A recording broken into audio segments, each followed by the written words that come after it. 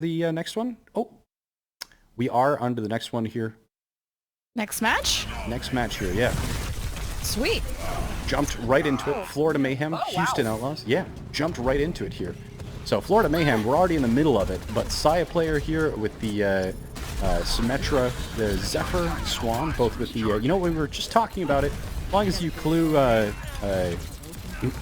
as long as you include Symmetra as a DPS, which she pretty much is here, then yeah, we're already seeing kind of triple DPS variants. The Houston Outlaws, however, they're playing, what are they playing? Hammond, Genji, Goats, and Spree is coming back on the Bastion. Pretty craziness. We jumped just right into it, kind of missed the first couple seconds of that match. I do apologize for that. I think I had that part off the screen there. Okay. Xepher already had Barrage. In Mystery Heroes, that is actually an accomplishment. Oh man, I completely had to shift my brain. I was like, why are there two Bastions?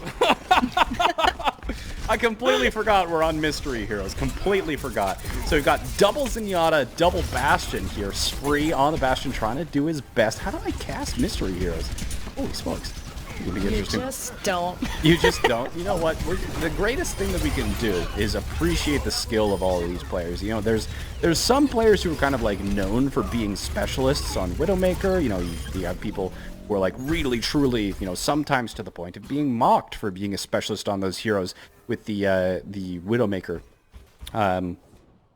Like Sayaplayer, for example, you know, sometimes people are like joking like, yeah, he's a really good, but he's a Widow one-trick or something. But a lot of the players who are the OWL guys, you know, they can pick up even new heroes when they're just released and be absolutely monstrous on them.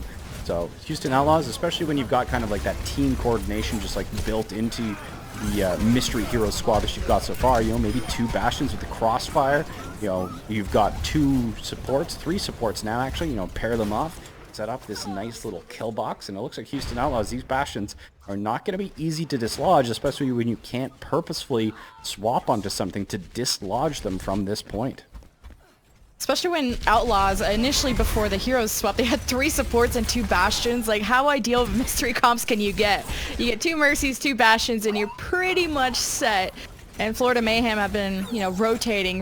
They haven't gotten really any ultimates since Xepher's Barrage early in the game. Yeah, they haven't. But this time, to make the 2 Bastions worse, they're going to be coming back with a Reaper and a Roadhog on top of that, which is just so much DPS. Spree has tank mode. He's coming out. He's going to be able to finish off that Brigida. Though the Brigida gets finished off by Linkzr, but it's basically the same thing. And Danteh also has the Dragon Blade. There it is. Going to be going looking for it and chasing him down into the well. That's 1 kill. That's all he needed. It's overtime, and the first map is going the way of Houston Outlaws. No.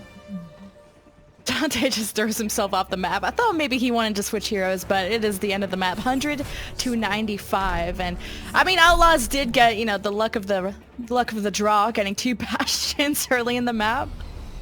Well, you know, if you do throw yourself off the cliff because you just like really don't play Genji, you know, Danteh, and you know, we were talking about people who are good at heroes. Dante's a one-trick. He can only play, you know, one thing. It's Mercy. So yeah, if Danteh gets a hero that's not Mercy, you know, and he wants Mercy, he can't just like throw himself repeatedly off the cliff. If you suicide in Mystery Heroes, you basically come back as the same hero that you died on. So you have to play the hero out. You have to kind of try and get value out of it before you are taken out by the opponent. Okay. We're rolling out again. Looks like they are going to be staying on these heroes so far, as they do in the Mystery Heroes mode. Yeah, they stay on it from the last round there. Hagopeun and Xepher, though, 2 soldiers. That's a crazy amount of damage, especially when you have Kris on the Widowmaker and BQB on the Pharah. Those are scary individuals to have on those heroes. Sayaplayer on the Zarya, Swon on the Zenyatta here, trading a kill apiece. Takes out Linkzr and Danteh. That's going to be some pretty nice DPS slots removed. And then Rawkus is taken out as well. I just really want Rawkus. Rawkus has got to get Widowmaker one of these times, right? Maybe. Maybe? Now, I mean, you said you wanted Widowmaker, and now you might not actually ever get it. Well, Rawkus is on Mercy. So. It's cool to see, like, Soldier 76 and Soldier 77, Hagopeun and Xepher. They can just healing station each other and forever sustain. And Mayhem now winning that fight can get closer to some ultimates, which again in Mystery Heroes is maybe a rare thing to see. Yeah, but like Rawkus here on the Bastion, the Mercy here is also going to be really, really quite powerful because they've got 2 heroes on the team that do very quite well from actually being pocketed. Boink, who just actually unfortunately died, and Linkzr, who I also caster cursed. So, well, there goes that plan. But, you know, you could have actually res them back up. Unfortunately, not actually going to be the case, and hopefully Rawkus gets Widow. Anna. Okay, well, this is now, you know... Getting closer. Now the question is, like, you get these people, these players, not people, players, onto the heroes that they actually play, and this can kind of, like, change the power dynamic just so incredibly quickly.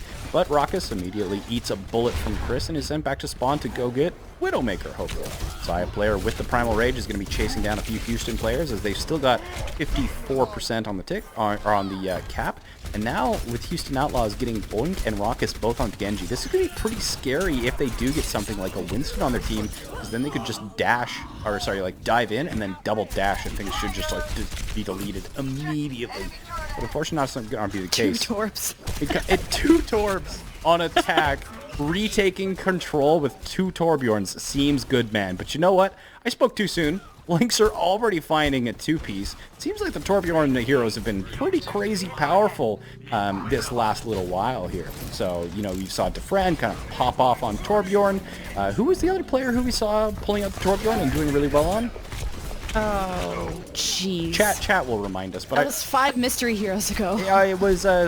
It was Janu and who is dueling? Sinatra, right? Janu and Sinatra were dueling on Busan there. Rawkus with the nano boost on the Bastion. 8 HP! He gets dropped from a shot from Hagopeun. So Houston Outlaws have taken this point back, but it actually kind of reminds me of like the very first season, not of the Overwatch League, but just of Overwatch in general. Before hero limits, one of the most powerful compositions in the game was actually double Tracer, double Winston, double Lucio. So kind of seeing shades of that, it would be crazy to have kind of, you could, this being mystery heroes, you could get compositions that are even more powerful than any composition normally available to a pro team. So if we do kind of get ending up on like double Tracer, or like, imagine if you had like double Tracer Sombra or something like that, it would just be monstrous amounts of dive potential and everything would just be destroyed. So Houston doing pretty well though. I say that right before Florida Mayhem BQB gets 2 kills. He is an extremely good DPS player, certainly one to watch out for. Do you remember what BQB's former team was before he joined Florida Mayhem? I know I'm putting you on the spot here, but I can't remember, and I'm hoping you do. So, Muma! There's another one we were waiting for. Muma has found Symmetra, finally a reason to play him. Let's see how all... Oh. You want me to answer the thing? Yeah. Maybe? X6 Gaming Contenders Korea Season 1, where they won. Yeah. Muma, my disappointment is immeasurable and my day is ruined. Oh, that was not the performance I was looking forward to, Muma. Come on, pick it up. Okay, Rawkus is on the Torbjorn. That's not a Widowmaker, but we're close enough. But hopefully we can kind of keep this rolling. I need to see the Rawkus Widowmaker. I need to see it. Give it to me.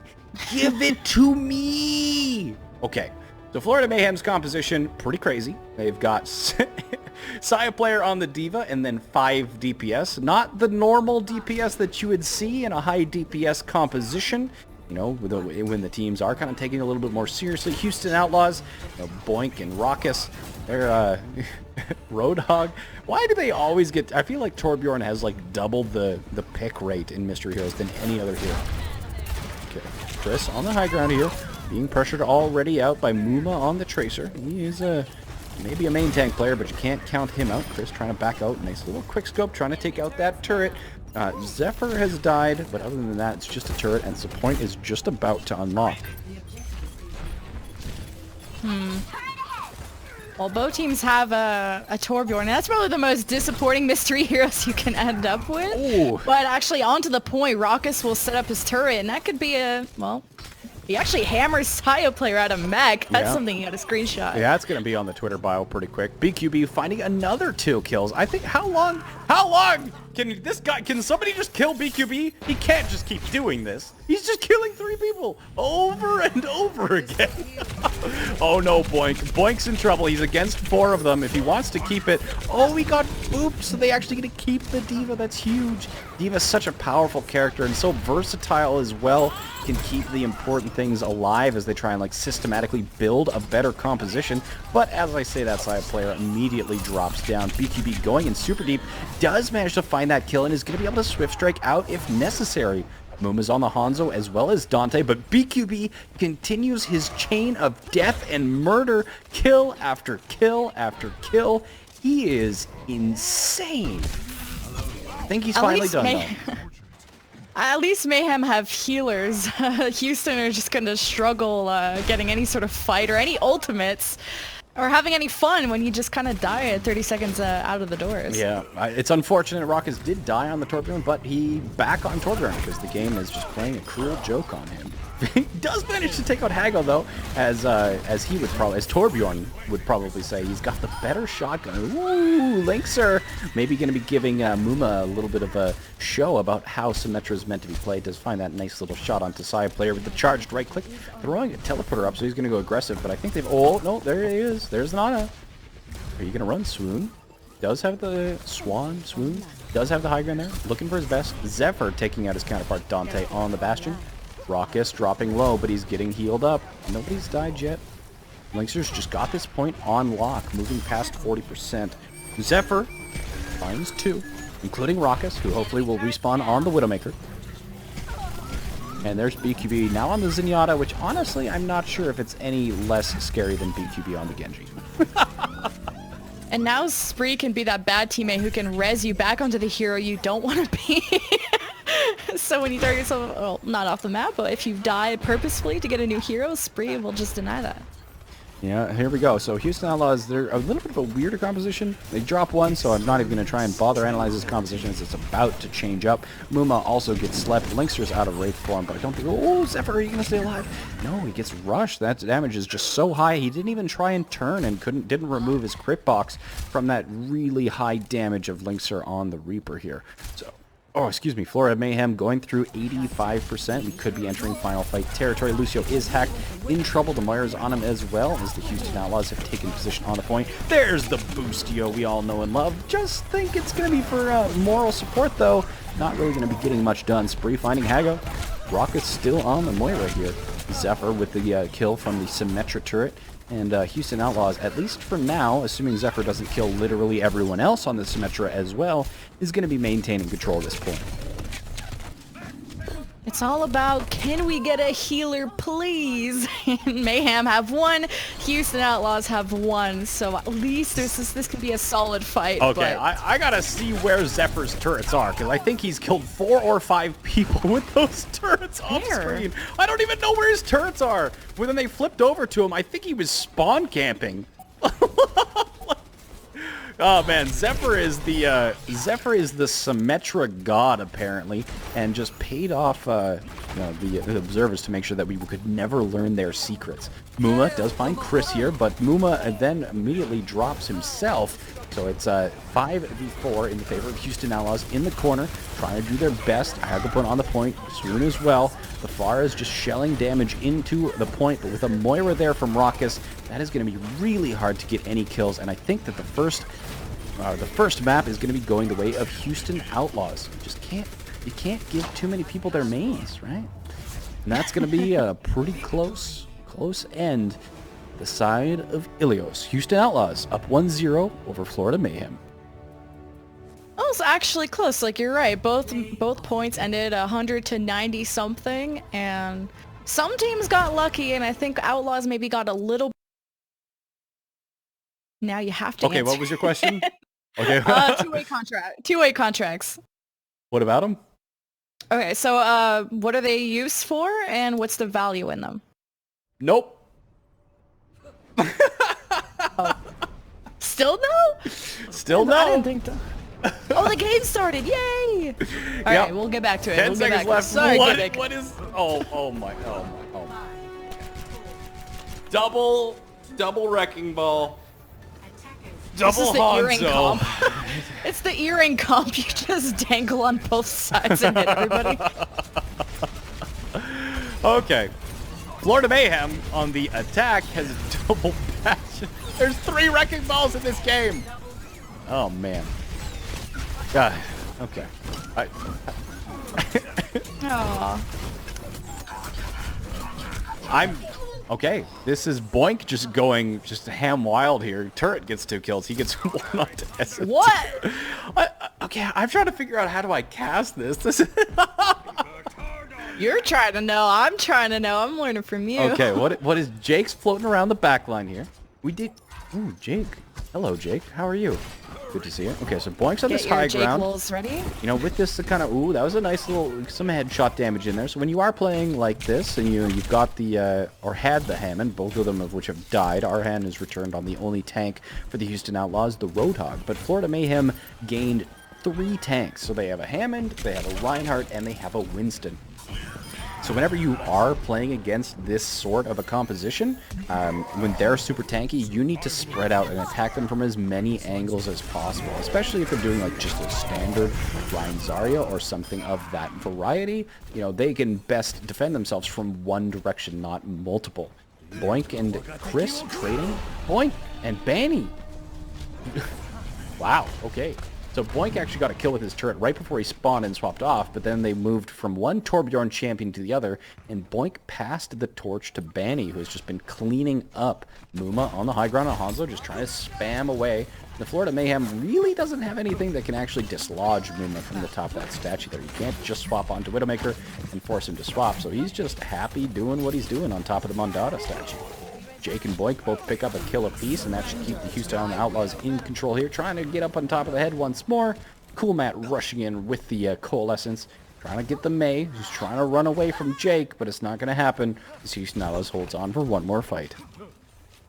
Oh, I was wondering if that was hook range. Hagopeun was on the Roadhog, and I was gonna say just hook him, but I'm not sure if that was in range or not. Just hook him, lol.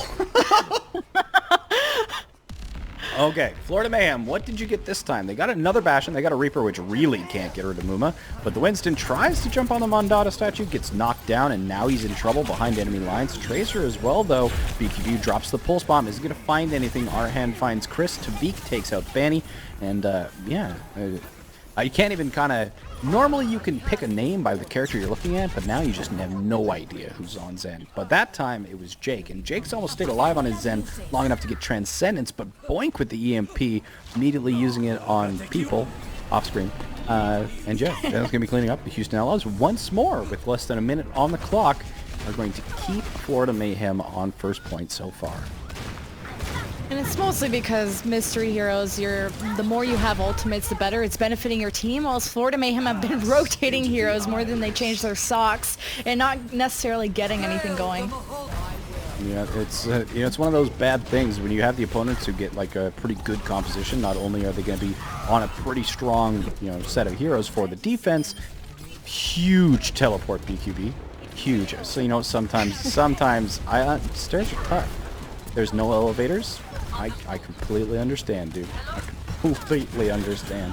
Bani trying to run away, gets away, just drops out of the sky like a rocket, 22 HP.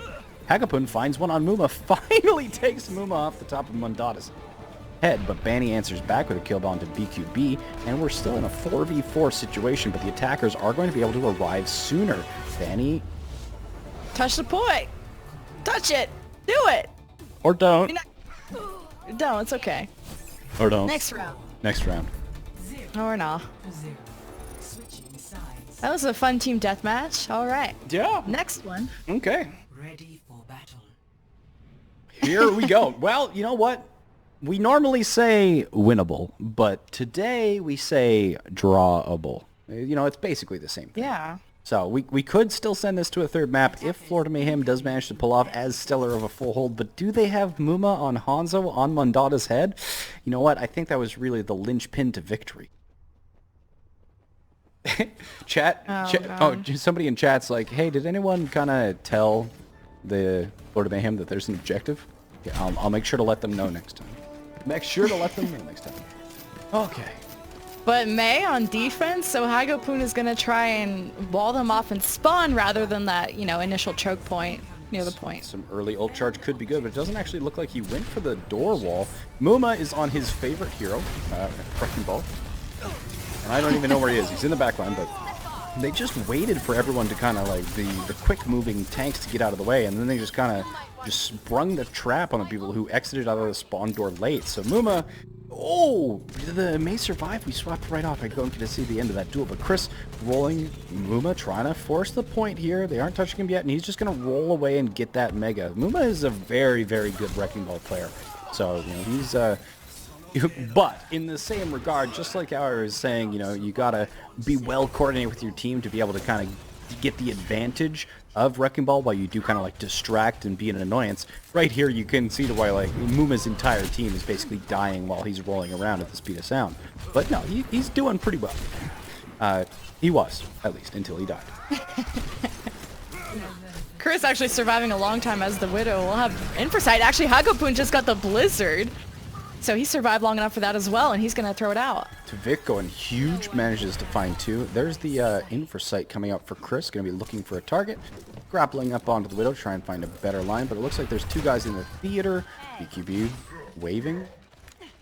But yeah, Hagopeun as well. So looks like both teams, at this point, just like really, really strong on defense for Mystery Heroes. Maybe. He really only needs one. Ooh, gets pulled in and stunned. Unlucky. So I tried to kind of do the counter stun in order to save him, but it didn't work out, and now Boink is going to drop as well. So that's an easy two-piece for Swon. And Outlaws only solo heal and Boink dies, so there's just no healing for them to get anything going. So your drawable thing seems correct at this point. Well, we still got 2 minutes left on the clock, but so far TVIQ on this Roadhog especially is just a pretty big nuisance, as well as Hago on the May. These guys have apparently found, you know, sometimes the best advice is just, oh, BQB almost kind of coach gunned Reinhardt into a teammate there, but sometimes the best advice in ranked is just go what you're good at, right? If your things just aren't working out, sometimes you just gotta do what you can do. TVIQ finally maybe gonna drop on here. He got down to 30 HP. He does finally drop. Boink gets him, but I think he's being frozen. However, getting TVIQ off that Roadhog is a pretty massive achievement there, and that's gonna get a lot of work done here. BQB, however, still just murdering people. Boink being his next victim. Kris taking out Jake as well, and the kills this side have been, or this time, have been completely one-sided in favor of the Florida Mayhem. Blizzard does come out. Doesn't look like that's going to get much value, and with 1 minute and 10 seconds on the clock, Houston Outlaws is no closer to capping than they were 3 minutes ago. It's funny, someone in chat, because when BQB used his Bob, someone said, why is the bus driver playing? I mean, that's actually pretty cool to get Bob out. Yeah. It's already pretty tough to get an ultimate like Bob, and especially on Mystery Heroes, so... Okay, maybe they're finally making some progress. They've got 1 kill, but they're going to be trading it for 3, so 46 seconds left. Kris finds another headshot. Bani's resing Coolmatt back up, but so long as Kris on this Widowmaker, it's going to be pretty challenging for them to get much done. Bani gets dropped as well from BQB, but BQB on this, sorry, what a shot from Kris. What, so good. Just Kris on the Widowmaker and BQB on the Ashe is just such a potent combination. Boink taking out TVIQ, so TVIQ being dropped once again, and just Hagopeun having been on this May the entire time as well. Oh, Kris, give me another one. Give me another one, baby.